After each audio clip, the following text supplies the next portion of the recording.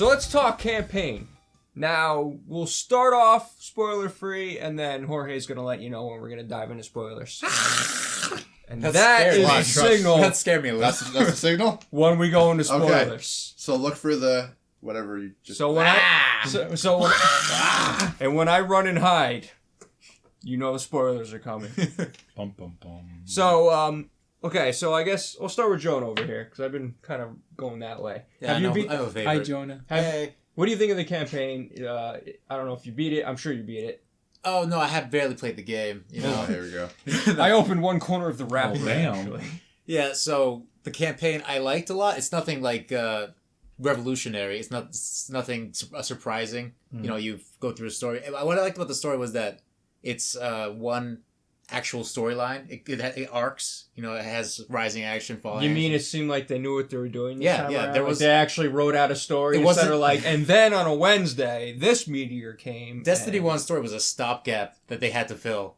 This one was planned. It had characters that had personalities, an enemy that I thought was really cool, and an ending which I thought was pretty cool also.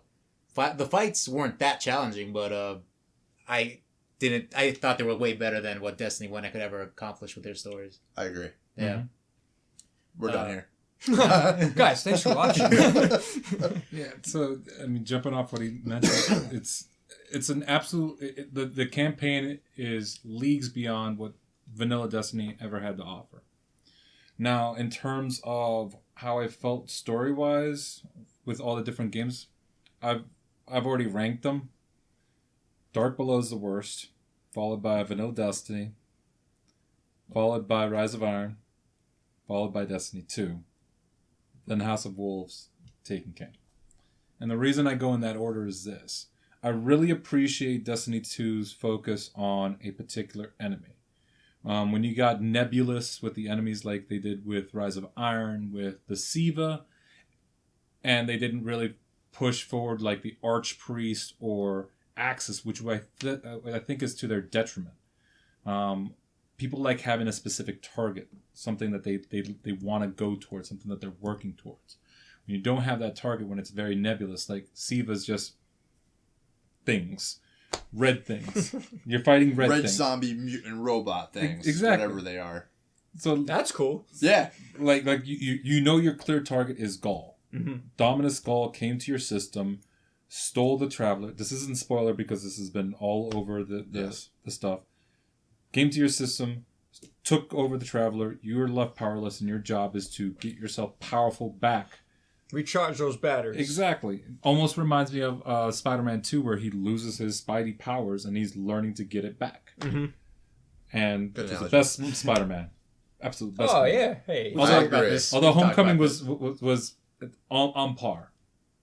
We'll talk about that later. I I feel like we dove into that at one We point. did. We had an argument. We had a long conversation about that we probably didn't need to have on a gaming All podcast. I know is at the end of Spider-Man 2, Tobey Maguire style, I was like, yes. And then And at then the end of Spider-Man 3 Homecoming, I was like, okay. Oh no! Oh no! This is hurting Bonus. myself. Moving on. Bonus episode. Extra enough comes with this podcast. So the first third of the campaign, really well done, because it all deals about you, the character. Second half is when you're dealing with the Vanguard, and I think that's the weakest part. The last third was missed opportunity.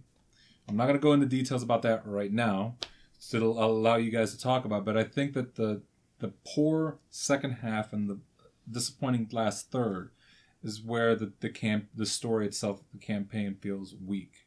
And then the biggest problem that I have with regards to the campaign is that in Destiny 1, at least you had 4 or 5 missions, 3 or 4 missions on each planet. This one, you have 2 missions and then you move on quickly and you disregard that planet. Yeah, you're not wrong with that. They always come back to the EDZ, which is I don't want them to turn that into Destiny 2's Cosmodrome. So yeah, I agree with most of that. Absolutely. I think that there's a distinction though, where I agree with Taken King in the sense of the story. I think the revenge story was much more interesting when you're looking at Oryx and him coming to avenge Crota and everything like that. From a campaign standpoint, from mission variety. And that's the big thing for me when looking at Destiny 2. The mission variety was enough for me to say that, like, yeah, the campaign for this game is probably my favorite. But looking at the story, the core story, the story of Oryx, what he is, what he is actually part of, the bigger universe that he is part of. And again, some of this stuff is kind of broken because it's a matter of you have to go to the lore and you have to go into the other information outside of the game to find out a lot of this stuff. But I think the story of Oryx, some of the set pieces and some of the cutscenes were good. That was when we really first got introduced to Cade. That's when we really got to learn what his character was. Because in Destiny 1, like, Nathan Fillion was still Cade, but he had lines at the table in the Vanguard chamber, and that was it. Like in Taken King, they started utilizing him more. The story, like I said, the story of Oryx, the idea of like a revenge story, what happened with the Queen and everything else like that, and how we still don't have a lot of information about what happened with the Queen. So I think the story of the Taken King was a lot more interesting. But from a campaign, from mission to mission to mission, and again, I think it was a misstep, like what you were saying, where like you're on a planet for 2 missions, like core missions, and you jump off to another planet, then you jump off to another planet, jump off to another planet, and then go back. I think we use this a lot, but like a missed opportunity with that. But from the mission variety, and we'll talk spoilers after this, I think it was what they needed to do. And like I said, there's some parts of, like, even in the intro where I was like, this is amazing, this is good. But again, I do agree with you as well. The final parts of that campaign start to kind of push back into what Destiny 1 was. Yeah. So. You didn't like that final boss fight? No. No? Not necessarily. We'll talk about this in the spoiler section, but I didn't think it was bad. I liked it. I enjoyed what they, like, it visually. Like the idea of it. It was cool. The scene, it was a spectacle, an absolute spectacle. Everything leading up to that was an absolute spectacle. But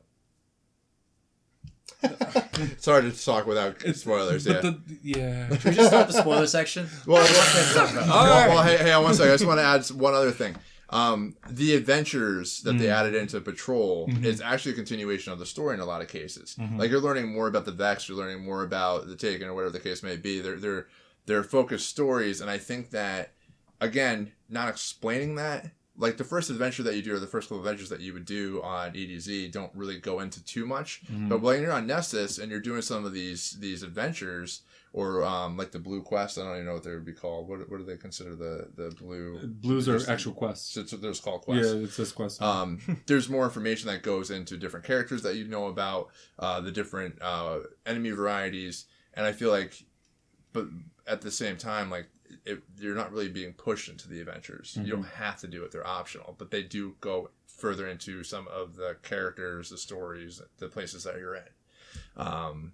So that's the last thing I was going to say. But like Jorge was saying, like, the core campaign, you're just jumping all over the place, and like you could go back to the adventures, but you probably don't have to, because some of the adventure stuff doesn't actually help with your power level. So, yeah, I mean, like I said, total Destiny reset. I'm enjoying it more than I liked the first one. You're almost done. We got you almost to, I think, you're 3 missions out. Yeah, but you guys were talking about, okay, so you spend two missions here, 2 missions there. I kind of like that, because in the first one, I felt like I was on the same damn place 5 times in a row. And it's like, I feel like I did this already. Yeah. And it got stupid. Like, not even boring, just stupid. Yeah. He was really offended by it. I was. So, but now I like it that it's like, oh, this is cool, this is new. It keeps pushing forward and all that stuff. I mean, like I said, I don't know how far I got into the game, but I enjoyed for what I saw. Yeah. I don't Destiny 2. Yeah, I mean, there's this one bad guy that, I don't know if it's a spoiler or not, but it's like, I don't know, the Hive or the whatever it's called. That's a new enemy type. You can't say that. The Host or whatever it's called. I'm trying to think. What is it? A mission? No, it just reminded me of the Flood. Yeah, from Halo. Yeah. There's a lot of that, like, crossover that you see. Like, if you look especially in this game. If you look at Goal, he's just a giant grunt. Yeah, exactly. Pure giant grunt. On steroids. That is what Goal is. He's the pissed off grunt that you shot and his head blew off and had confetti come out of it. He's that guy. Reborn. Yeah, exactly. And then there's the Jackals look like the Scions and stuff like that. There you can see there's some, I mean, it's Bungie. They can do what they want. They made Halo, so I get it. But But yeah, absolutely. So yeah, and I think a lot of that, something I'm gonna bring up that's not really spoiler. This is actually in Jason Schreier's book. Yeah. I think it's Blood, Sweat, and Pixels. Pixels. There we go. Yep. Really good book. The first section I obviously read was the one about Destiny. I think the reason Destiny 2 especially feels so much like Halo is because when there was that great schism before the game came out, I'm talking about Destiny 1, the people that won over was the team that had a lot of investment in Halo. Mm-hmm. Like they wanted a sequel to Halo or a continuation of Halo's feelings and stories. And that's what they basically are going to with regards to Destiny 2. Destiny 1, like, yes, there's a lot of the way it feels is very reminiscent of Halo, but it still feels like its own thing. Whereas Destiny 2, especially in some of the missions, when you're using tanks, very Halo heavy feeling. Yeah, absolutely. Oh yeah, that's what I said when we jumped in the tanks. I was like, wait a minute. Yeah, because you had the one mission where I've been here you before. couldn't shoot anything, but you were plowing through stuff. Yeah. So yeah, let's get into spoilers. Do your thing. Okay. Run, Jonah. You guys want to do a wave real quick? No? Okay. So spoilers. Full-blown spoilers, talking the entire campaign, endings, missions, end cutscene, end credit scene, cutscenes. Yeah, sure.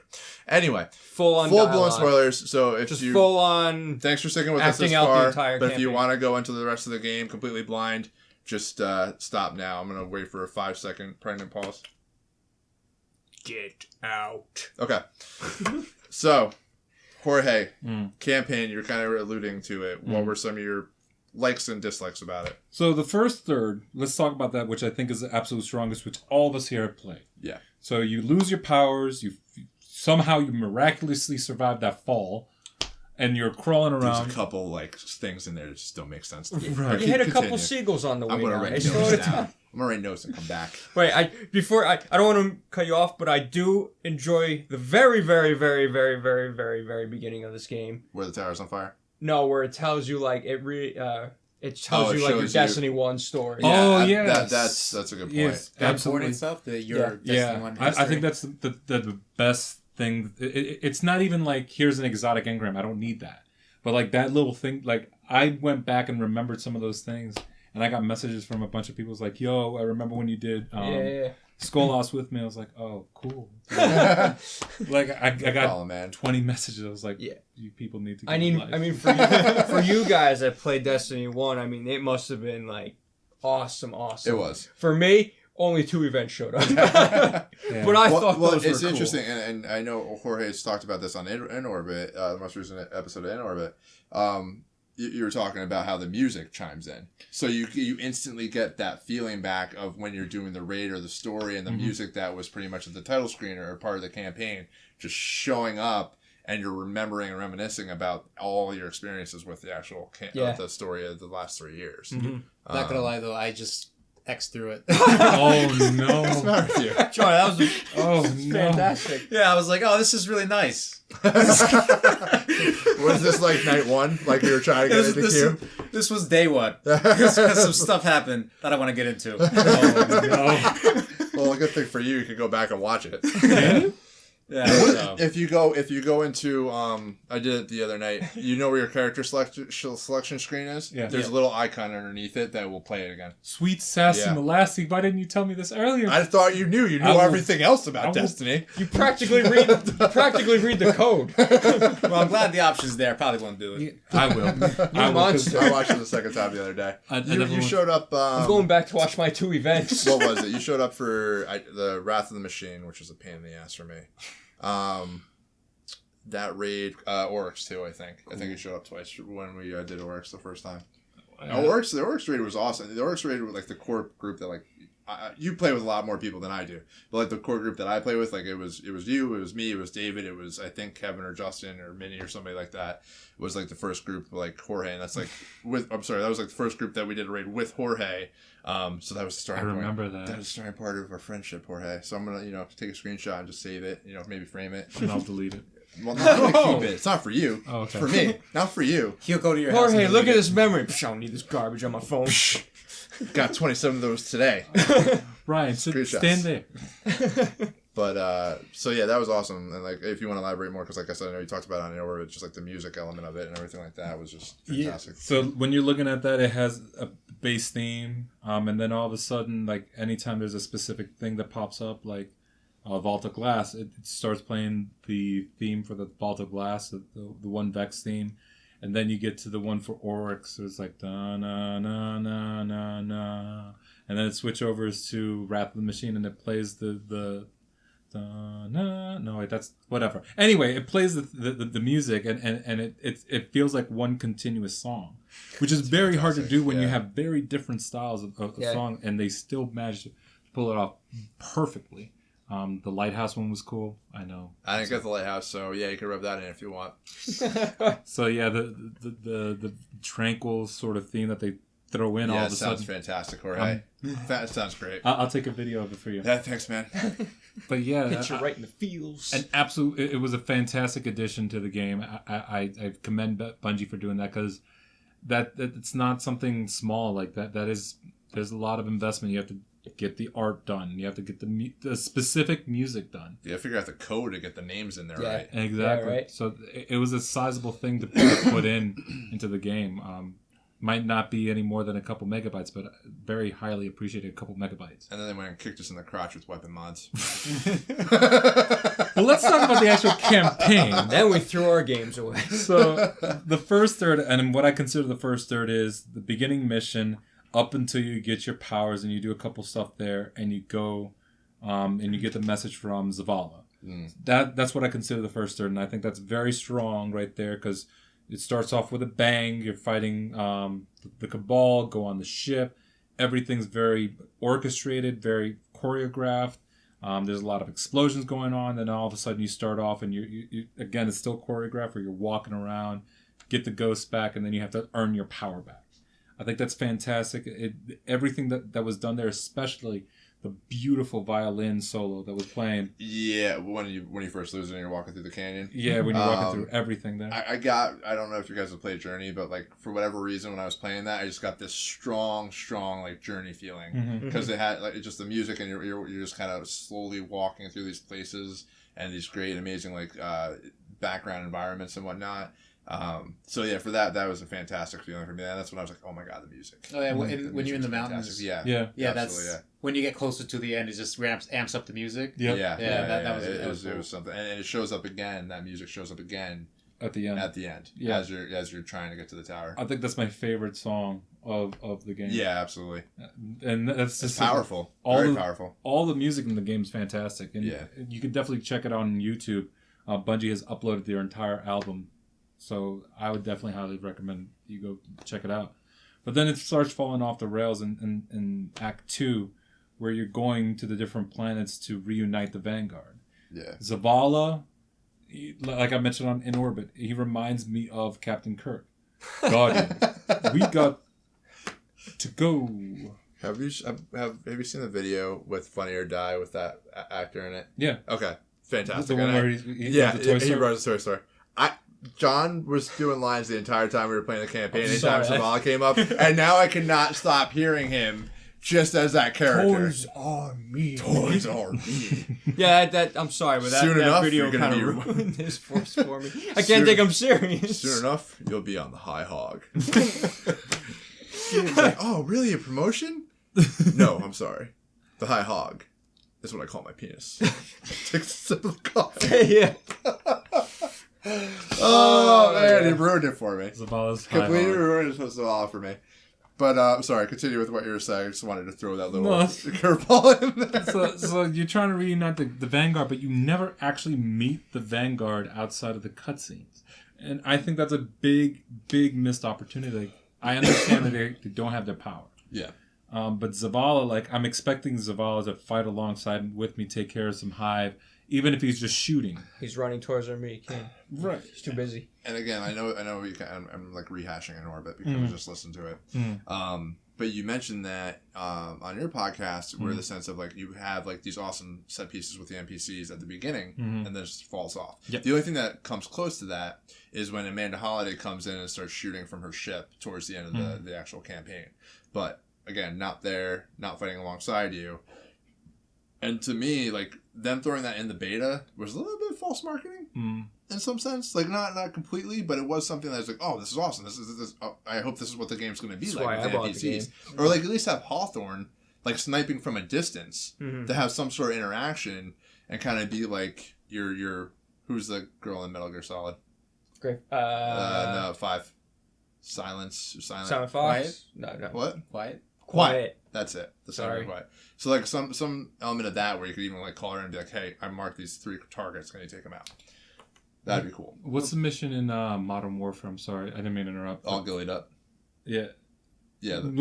Is that the one where you're sniping? Yeah. And the ghillie outfit, yeah, and it's just like slow go. You take the first shot. Yeah. Something like that would have been awesome. Something different. It would have changed the pace. Yeah, there was a level in the campaign where Amanda Holiday shoots some Cabal. That's what I was just talking about. Sorry, you probably didn't hear me on this side of the table. It's a little difficult. But that's what I'm saying, though. Like, that was the only other time that you actually had that.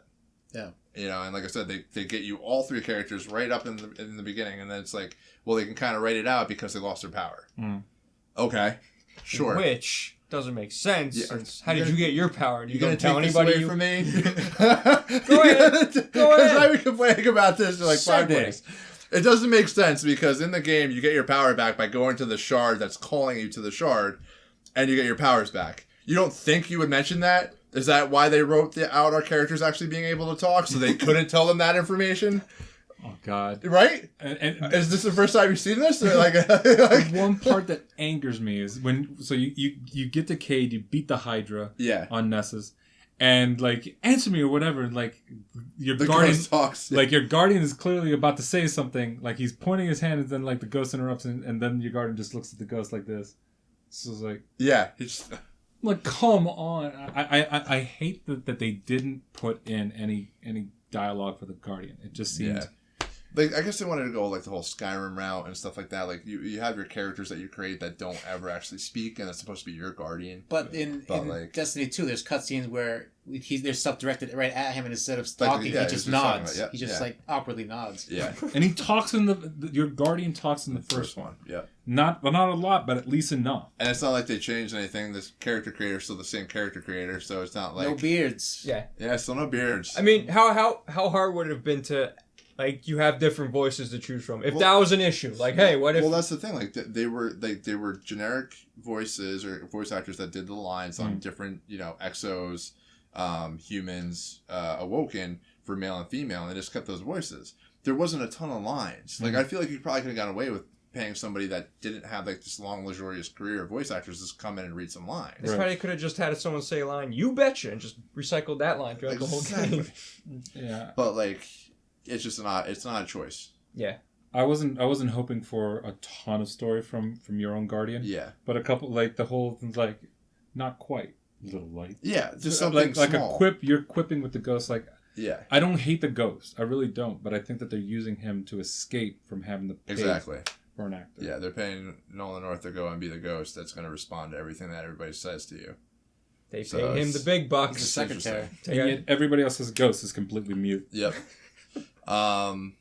So on the whole, how about the cutscenes? Is everybody kind of comfortable with the cutscenes? How do you feel about the cutscenes being done? Like, were there any that kind of stuck out to you? Anything that kind of, other than that one that we just talked about, where they gave you a chance to speak and you couldn't? I really like the cutscene when they're trying to take back the city. Near the end, when you see Zavala and everybody working together, and invading the city again. I feel like it would have been so much more epic if they got their powers back though, and then did that. Yeah, but that would have been awesome. I don't know. Maybe it has to call to them. Maybe it's not. Maybe not. God forbid they make sense and actually tell them, hey, there's a shard, go there and maybe get your powers back. It's worth a shot, I guess. About it. But that was the only one of the loopholes I didn't like. So, Jorge, any cutscenes that you didn't like, other than the one we spoke about? I think that the best cutscenes, unfortunately, were right at the beginning. Okay. The other ones were fine. Not that I had a problem with them, but for example, when you go back to the farm, there's a cutscene with the 3 Vanguard and Hawthorne. And where's your guardian? Yeah. Like you brought these people back together, and you're over here chilling on the farm, like looking at chickens. I'm gonna name you Oscar. He names him Colonel. He does. Kate names the chicken Colonel. Spoiler! Yeah, his name is actually Colonel. And he's part of the task force. The insurgents team. The Colonel distracts the Cabal, and then here's Cade. Slicey. Such a Cade thing to do. Wow. Yeah, and unfortunately, I think that Cade was also pretty weak because, like I mentioned in Orbit, you got what you expected of Cade. Yeah. Nothing more, nothing less. And unfortunately, sometimes his stuff was a little hit or miss. Yeah, whereas Failsafe was like really, really funny. I think Failsafe is the comedic relief.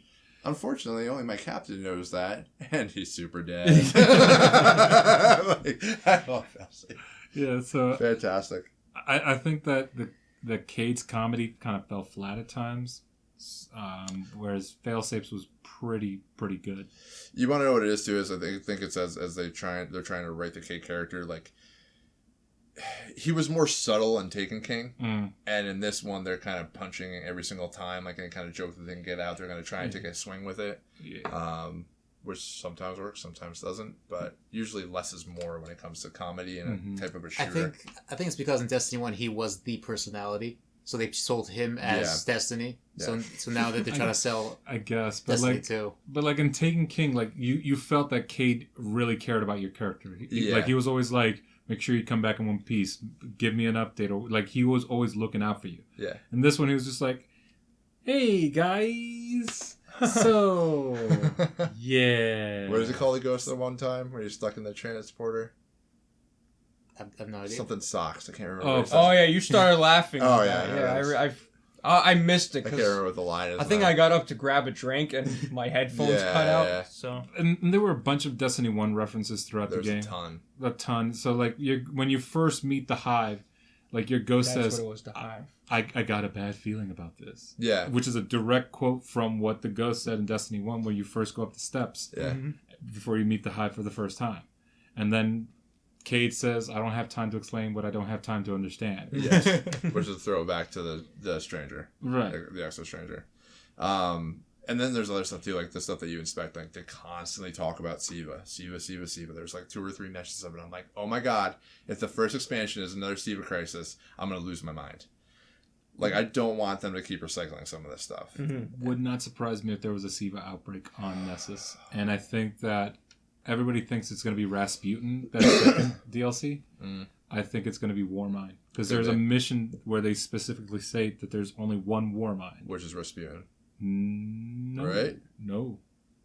Wait, what other Warmind would there be? So there's been multiple... There's like 7, I know. Like there was like Charlemagne, there was Rasputin.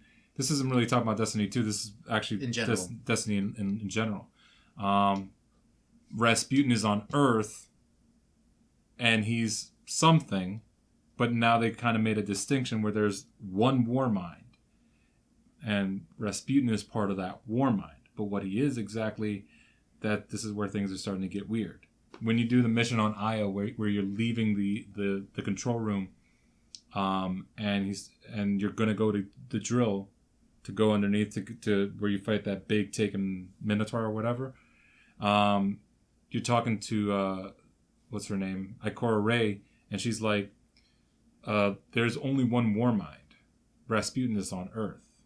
So it's like, wait, what's going on here? So I think that everybody, even though everybody thinks it's Rasputin, I think it's going to be Warmind based, and that it's going to involve multiple Warminds, and we're finally going to get something like Charlemagne. Yeah, interesting, because like the Warmind symbol is just the same symbol, and I know that they've shown that symbol as for the second expansion, so something interesting to think about. So looking at the character development, looking at Gaul, looking at the Vanguard, looking at Hawthorne, like where do you think some of the strong points were? Where do you think some of the weak points were from a character perspective? Because just looking at Gaul, he has very basic intentions, I feel like. It seemed odd though, like towards the end he just kills his teacher. The consul? Just kind of, nonchalantly. Like I get it, like all right, they're refuting a little bit, but like this guy that was gonna happen. This guy as soon as I saw the first, and I didn't even know about that until now, but as soon as I saw the first meeting where it was like him, and I was like, well, there's going to be some issue. Yeah, and it's just like all of a sudden he's just like, I mean, I guess it's just the way the Cabal are, but it's just like, all right, well, this guy's dead now. I guess he doesn't mean that much to you. Yeah, I mean, there was a whole like cutscene where he explained how much that guy meant to him. You were So the best of the best of the best just with a little- honors, man. Saved odd. my life. Hawthorne was an interesting character. I liked her. Yeah, I think she drove the narrative in a good way. Pretty much saying like, you guys are a bunch of wusses without your powers. Mm-hmm. So I think that was nice. Which is, kind of true. I mean, Yeah. here they are. Well, actually, on to that point, from my experience, like hearing about Destiny 1, blah, blah, blah, blah, blah, they pretty much denounced any craziness of Destiny 1 because they're like, because of the light, we were immortal. But now without it, we're not. So it's like, oh, so you were immortal the whole time. So all the danger from the first one was just nothing. It goes back to that Superman dilemma, where how can you be a hero if you can't be killed? You can destroy their ghost. Yeah, that's true too. The ghost is a weak spot. Can't respond without the ghost. I could. There's a lot of lore in regards to that too, right? There's not Saint 14. I can't remember what it was. Dredgen Yor. Where he completely killed Guardians. Yeah. The ghost? Everything. Well, Dredgen Yor's not a ghost. He's Oh, no, I thought I'm sorry, I thought someone's ghost was killing everybody. He's part of the Thorn lore. Mm-hmm. Yeah. Exotic from the first game. Anyway, sorry, gotta keep moving along here. Mm-hmm. So any characters that you didn't like? Jorge? Sorry, Well, Jonah. start off with Jonah. Yeah, for me, I liked Ikora because when we actually saw a realistic reaction to her finding out Yeah. that she can die now.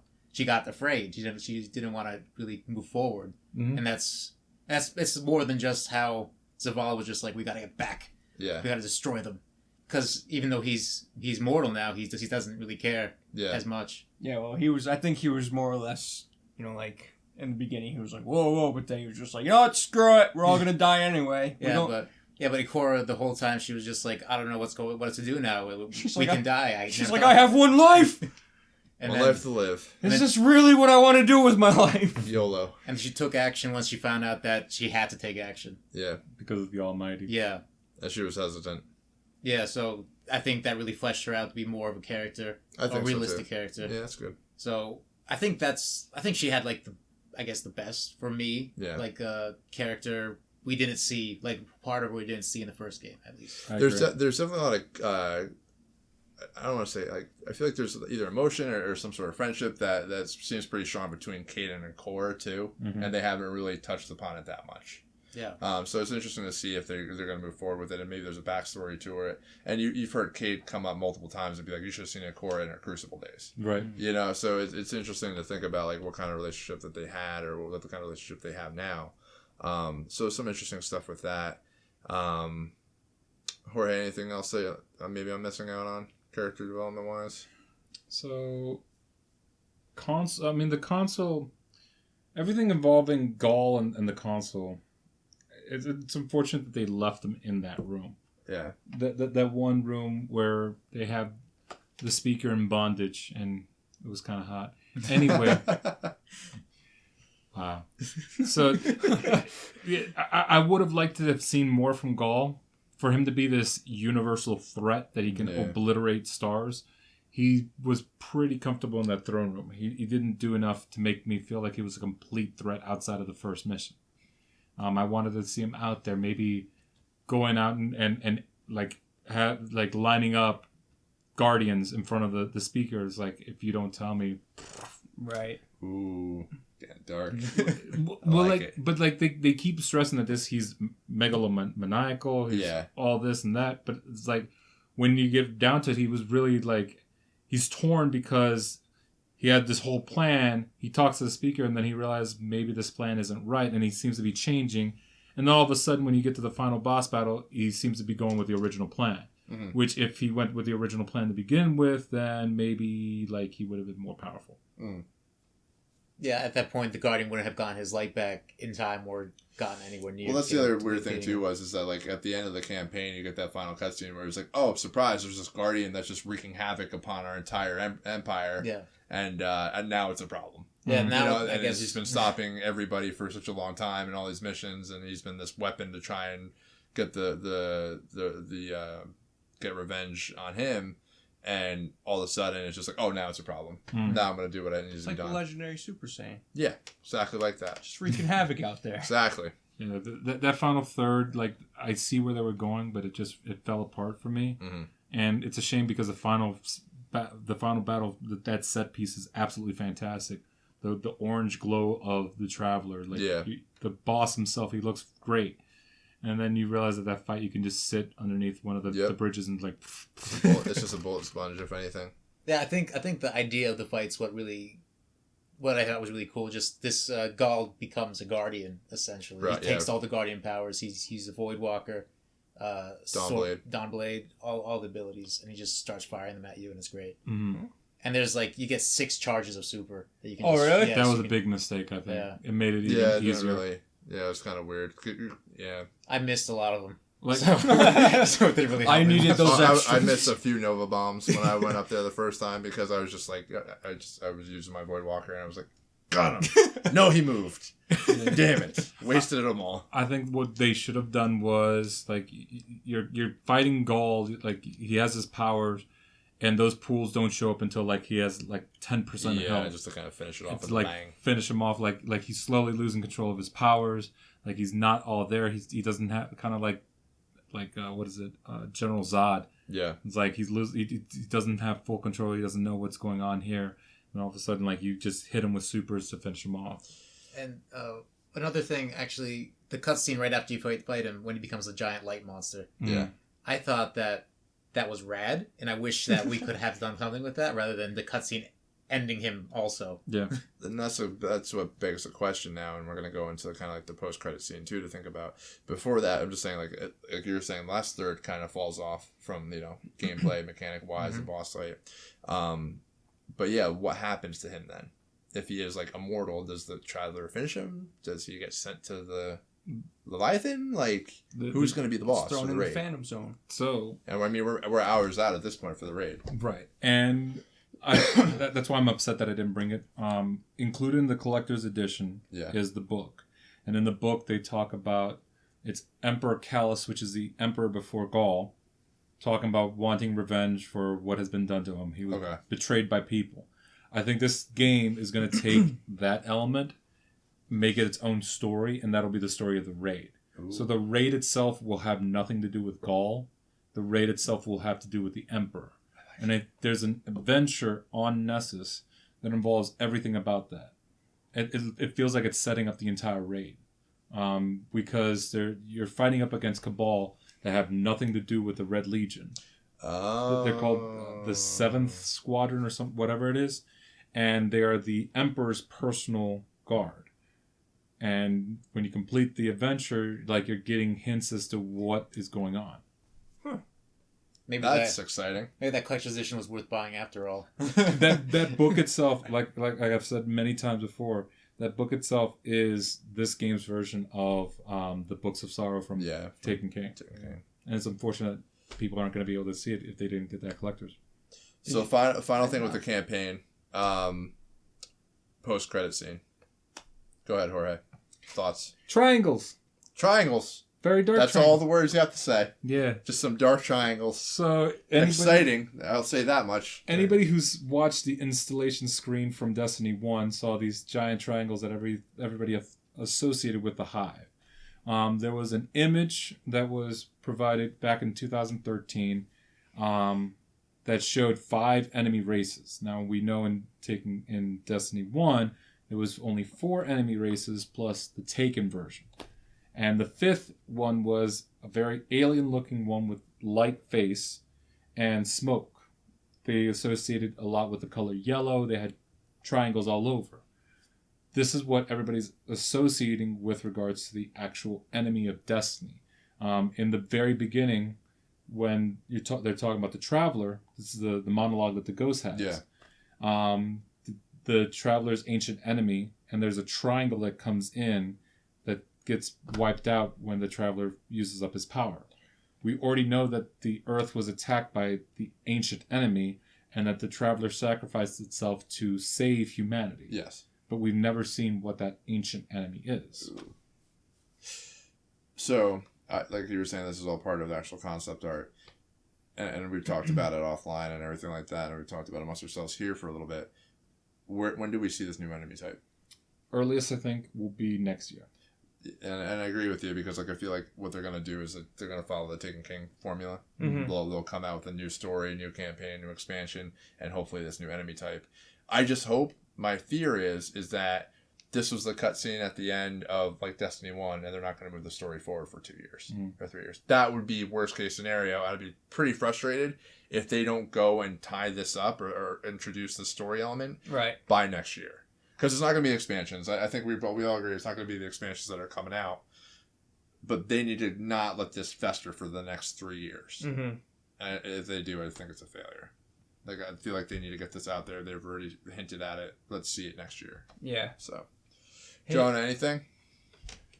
That when the light hit the triangles. Yeah. I got really hyped. Yeah, it was really I had cool. no idea it was what a cool it piece. was. Yeah. I had no idea what it was. I was like, "What is that? Is that Oryx's sisters? Or are they coming back?" Oryx's sisters? Nah, I feel like they'd have more of a hive feel. You know, it wouldn't even surprise me if, in fact, the next Comet or Taken King that has come out actually involves the hive, because there's a lot of hints to Savathun, and Savathun is one of Oryx's sisters. So there's 2 possible things that they can do. Those triangles, I do not believe have anything to do with the hive. I think that's the 5th enemy race I was talking about. Yeah. But don't be surprised if next year we don't get the triangles. We actually get Savathun. Well, I really want to know what those triangles are, so at least I think everybody something. does. But that's the thing. Like, I feel like, so I guess if they hinted that they give the cutscene, and then if we have to wait another 3 years, I'm like, oh my god. Hopefully, I remember what that is, like what they even were. Destiny 3 will have the triangles be the first raid, and then once you beat the triangles, here comes Thanos, and he's just grinning. I'll do it myself. Wait, what? Does this mean crossover? Can I be Spider-Man now? Is that what that means? It all came back. We were talking about Spider-Man before. That's right. Yeah, See, it's all coming in circles. That's how we do that. All these Marvel faces are just adding up to Destiny. This is the next level thinking you get here on Cartridge Blast Gamers. Yeah, absolutely. Right. But final thoughts. Love the game. Playing a crap ton of it. There's some obviously misses, but it's Destiny. Played the first 3 years. Gonna go home play it right crap now. ton more than I did, Jorge. Mm-hmm. But I mean, I look forward to what they're going to do with the expansions and so forth. I'll be playing for quite some time. And probably making mentions of it. And John will look at me like, "Cry, I stop talking about it." I'll be there with you, man. And I'll say no.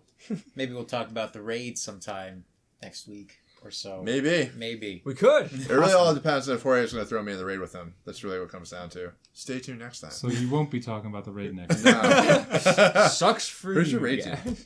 I don't remember. You don't even know there's people. Things. I'm assuming you got Jordan T-Bot. All I know, he's going to be in there. I'm going to be like, hey, let's do this.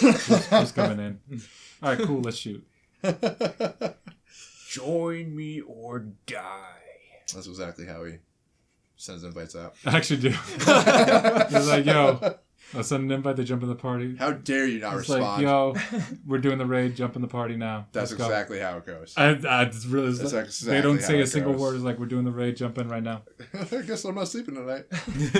Will there be cake? But, Find out at 11.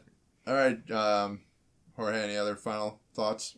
I like the game, but he's not in love with it. No. If I had to give it a grade, it'd either be a 7.5 or an 8 out of 10. I think that's kind of where a lot of people are falling. Which disappoints me because I don't want that to be like that. Yeah. Because there's so many small things that are annoying. It brings down everything. Do you think will the raid push you in one direction? I hope. You hope high? I hope. Higher end. I'm hoping really, really... We all know that the raid's the biggest thing that attracts people to watch Destiny. Mm-hmm. So I'm hoping that this is exciting. That's all I can hope for. Jonah? I'm very hyped for the raid. I'm not going to sleep tonight. But the raid doesn't come out till tomorrow. I know. My dude, sit down. It's just going to be staring at a blank wall. Gotta get your grind on, right? Go cook a ham sandwich or something. So, John, the little time that you spent, any final thoughts on it? It's much better than Destiny 1 so far. Mm-hmm. That I see. Approachable for you, right? Approachable, yes. Campaign, like I said, I don't have any multiplayer experience yet, but I'll take your word for it with the mods and stuff like that. I do want my damn instruction manual. With Wait pictures. till you get to the post game. I don't want. I'm sick of opening cases and just advertisement and random. Hey, day one perks that everyone's gonna get 5 years from now. Here's some Pop-Tarts. Yeah. Oh man, but I do like it, and yeah, hopefully I'll stick with it. Hopefully they allow me to stick with it, and these damn level caps I'm not a fan of. But we'll get you past those, John. Don't worry. Yeah, hopefully there's more, and I hope people that are like myself jumping in, hopefully you have someone you're jumping in with. I mean, if it wasn't for you guys, I would probably just kind of do the campaign and kind of do my best to figure out what's going on, and then be like, okay, what's coming out next? So if you're really nice and a really good boy, Jorge might pull you through a raid one day. Oh yeah? Yeah, but you gotta behave. It's like a Santa Claus thing. He checks twice. I will be on my best behavior. I'll be the best guardian you ever played with. But I do want to thank Jorge for coming up. He actually did drive some distance. Yes, to he come did. up here, but I'm very glad that he was here. It was just swell having you on. Nice to meet you finally. Yeah, actually, this is first time Carmen's meeting him Yeah. in person. Mm-hmm. My first time meeting him. And Jonah. We're talking to him. And I played with my him once. first time meeting Jonah. Oh, hey, what's up? But please support Jorge and his team over at In Orbit. It's a great podcast. Really thoroughly enjoy it. I feel like you guys are really getting into your groove as a podcast team now. I feel like it's becoming a lot more natural. You guys are starting to joke around a little bit more. I feel like it's really becoming a great product. Mm-hmm. So definitely go check them out. Where can they follow you on Twitter and everything like that? So, with regards to the website, it's mashthosebuttons.com. On mashthosebuttons.com, there's a whole bunch of podcasts. Our podcast is In Orbit, as you mentioned. We're on Apple Podcasts, Google Play Music, Stitcher Smart Radio, Player.fm, Pocket Cast, SoundCloud. Pretty much any service that has podcasts, you can pretty much search us on there, and we're there. You can find me on Twitter. I'm at go2nrg. That's GO, the number 2, NRG. And then the podcast Twitter is In Orbit Podcast. We try to respond pretty quickly there. Email inorbitpodcast@gmail.com. Send in us any questions. We'll go ahead and answer them on the show. And you can get involved with us there. Check out all our Facebook groups that me and Jorge also mod. Facebook. What else? We have Fire Team Chat. You have Dice Break. Well, that's the clan page. Mm-hmm. But yeah, so Jorge, thanks for coming up. Yeah, man, we appreciate it. We appreciate it awesome. greatly. We'll probably have you up again and maybe talk about something other than Destiny. Hopefully. Yeah. Okay. So yeah, that's a thing then. Yeah. Yes. Awesome. We have an opening. So. But yeah, absolutely. It was great talking to you, and obviously your knowledge is unrivaled. In the Oh yeah, Destiny lore. absolutely. So we do appreciate it. John, take us out of here. All right, let's all jump in the van. See you guys. I don't want to go anywhere. Destiny. I don't want to go anywhere in your creepy van, John. Especially after you going to want to see it and stuff like But that. I don't know there's if I can candy. It's good. trust it. I bet there is candy. But all right, guys. So I hope you liked that Destiny 2 episode. It was amazing, awesome. Jorge, you're an amazing person, amazing knowledge. He's never said that to me. Well, Jonah, maybe That's if you were that's another episode. Let's not go down that. But guys, we Stay on appreciate point. you watching and or listening. You can find us out on SoundCloud. You can also iTunes and any other app of your choice for podcasting. If you're watching this on YouTube, you already know we're there. If not, hey, this is the Cartridge Blast Podcast website or YouTube channel. YouTube channel. Yeah, I'm gonna do that. I don't We know if own you want to YouTube. claim. I don't know if you want to claim YouTube as our own YouTube personal is a website. sponsor. I can do what I I want. might get kicked off. YouTube Sponsored can be by a sponsor. YouTube. Sponsored by For all YouTube. your dreams come true. Patreon by YouTube. Anyway, so we do record these on Tuesday evenings, so feel free to leave us topic ideas if you have any on our Facebook page and or Twitter, which is right down there. And right there. Jonah, how come you don't know? Everyone else knows. I don't have eyes. Oh, okay. He'll grow them next week. But guys, we really do appreciate you watching and or listening. I'm John for Cartridge Blast Gamers. I'm Jonah. I'm Carmine. And I'm Jorge. Guys, thanks for watching. Stay awesome. We'll see you later. Peace.